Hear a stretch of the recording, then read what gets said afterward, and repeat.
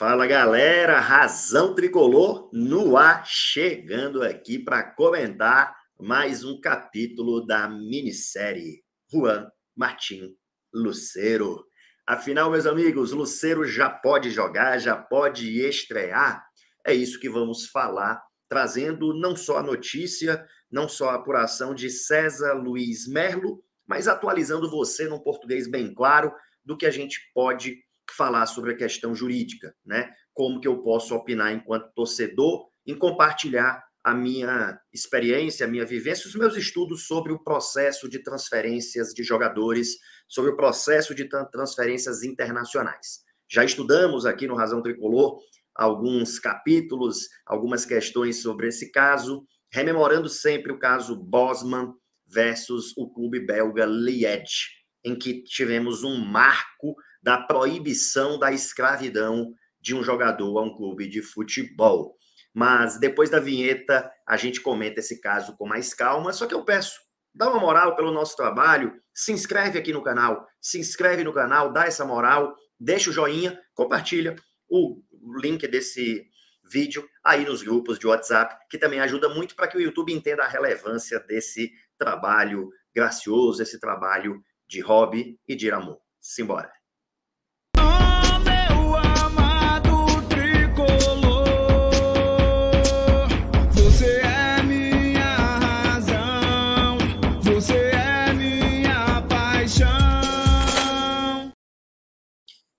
Bom, meus amigos, tivemos hoje uma notícia aqui do César Luiz Merlo, né?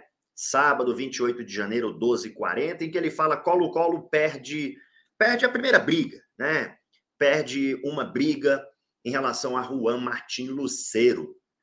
Lucero foi habilitado pela FIFA para jogar no Fortaleza. O gato começa a deixar para trás os problemas jurídicos com o Colo-Colo e pode estrear em breve no Brasil.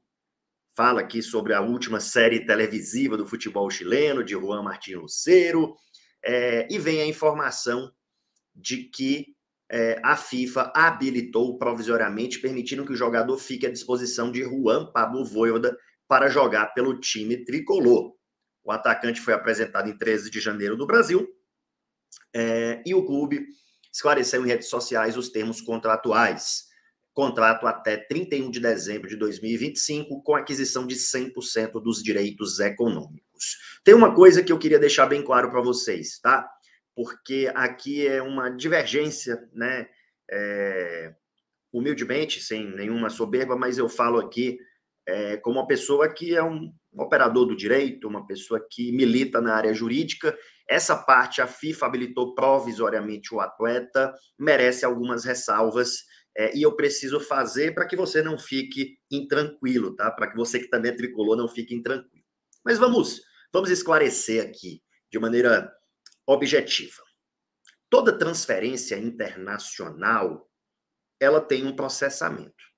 Como é que se dá esse processamento de transferências internacionais? Existe um terminho que é chamado TMS, tá? É o termo de transferências internacionais entre os clubes do mundo.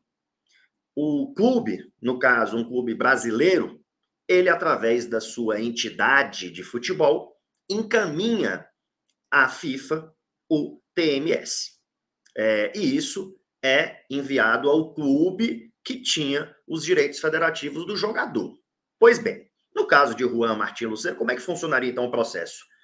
O Fortaleza solicita a CBF, já que o Fortaleza fechou o contrato com o Lucero depois que o Lucero se desvinculou do Colo-Colo, né? Lembrando o processo, isso é importante deixar claro também, um parênteses aqui. Lembrando o processo, Lucero comunica ao Colo-Colo o desejo de sair do clube.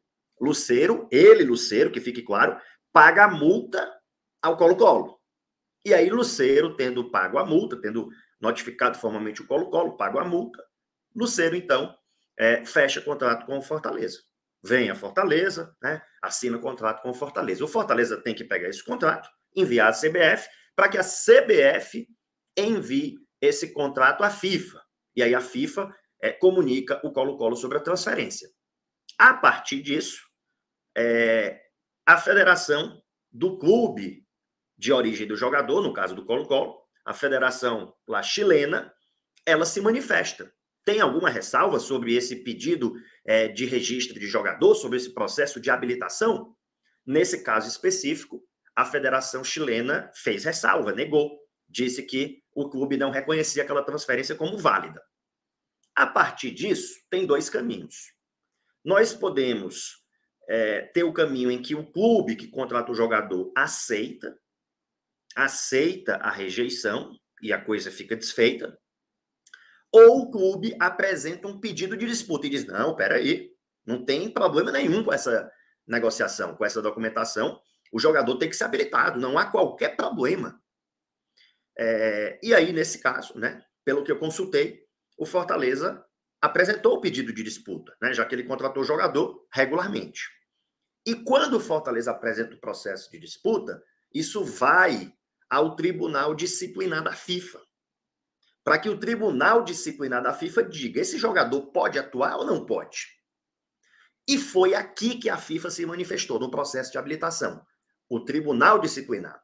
O Tribunal Disciplinar examinou o caso e, analisando a plausibilidade jurídica da situação, analisando o requisito como fumus boniuris, né, que significa plausibilidade jurídica, ou seja, se o direito, né, se ele se demonstra bom, se tem evidência do direito, a chamada no direito brasileiro tutela de evidência. É evidente esse direito? Tem uma evidência?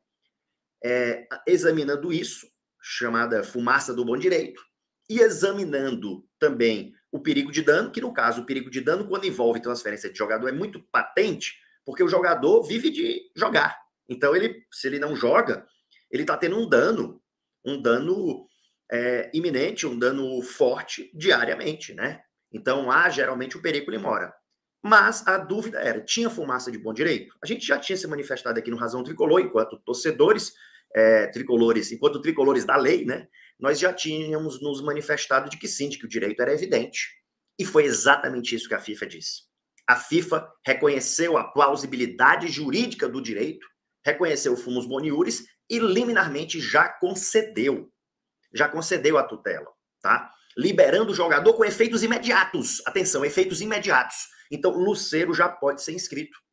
Yuri, mas foi em sede liminar, isso é provisório.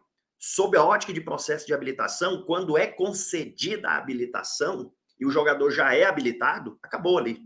É como se fosse aquela tutela, para quem é do direito, uma tutela antecedente, que os efeitos da tutela são estabilizados, que tem uma estabilização da lide. É mais ou menos por aí. Então, o jogador está habilitado.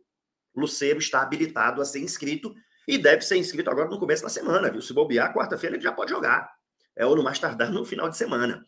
Yuri, mas o Colo-Colo não tem outra denúncia contra o Lucero, porque alega que o Lucero não poderia ter, porque a multa não seria só aquilo, etc. E que alega que o Fortaleza teve participação de aliciamento de não sei o quê, o que é evidente, Fortaleza em momento nenhum falou de Lucero, é evidente que não tem, né? É evidente que não tem, mas ele alega isso e tal, como é que fica? Isso é um outro processo. Que se eventualmente tiver procedência, vai ter uma procedência em termos de alguma indenização por parte de Lucero, alguma indenização por parte de Fortaleza, o que eu não acredito, porque o Fortaleza, né, não aliciou, em nenhum momento se manifestou sobre o jogador. Agora, o jogador queria sair. Inclusive, tem notícias públicas de que outros times eram interessados no Lucero, viu? Não era só o Fortaleza. Inclusive, se falava de uma segunda rasteira em pouco tempo, não sei o quê, porque tinha vários clubes interessados, né? Então, não vejo perspectiva aí de indenização por aliciamento do Fortaleza, né? Sinceramente. E tal, mas tem aquele primeiro ano que... A notícia é pública, né? O Colo-Colo escancarou as coisas aí. Não, mas tem aquele primeiro ano que era sem multa, os outros 2 anos tinham uma multa de 1 milhão. Então, assim, se eventualmente colar essa tese de que no primeiro ano não tinha multa, etc., o que é bem questionável, mas se colar, digamos, né? Não se pode afastar. Se colar, Lucero tinha 1 milhão por 2 anos, então era 500 mil por ano. Seria 500 mil a mais, né? Enfim, na pior das hipóteses. Não vislumbro por essa perspectiva, porque, na minha opinião, o Lucero tinha uma multa que passou a ser estipulada, essa multa foi paga pelo jogador, e Lucero estaria ali livre. Mas, enfim, em resumo, Lucero está habilitado para jogar. O outro processo é sob a perspectiva, sob a ótica de alguma eventual compensação, de alguma eventual indenização, tá? Que eu não entendo ser o caso, mas se for, será resolvido sob a ótica de indenização. A situação fica juridicamente muito bem conduzida, aliás, né, de se parabenizar como o departamento jurídico do Fortaleza, que é supervisionado pela vice-presidência, né, no caso pelo Alex Santiago, que tem o Germano na diretoria de futebol, como atua de maneira madura, né, de maneira serena, com equilíbrio, de acordo com as leis, e sem precipitação, com muita maturidade jurídica, esse é o termo. Quem é do direito, como eu, a gente consegue perceber a maturidade jurídica de longe. E, assim, é de ficar muito orgulhoso do nosso departamento jurídico, tá? Então, o torcedor tricolor, se Deus quiser, no meio de semana, ou no mais tardar no final de semana que vem, já teremos aí El Gato também contribuindo com o nosso Fortaleza, com o nosso Lion. Isso vai ser muito importante, né? Se Deus quiser poder também colaborar contra a Deportivo Maldonado. E vamos que vamos. Vamos para Juazeiro, vamos fazer amanhã uma boa apresentação também, e com humildade, com personalidade, para cima, sempre elevando aí as nossas cores. Valeu!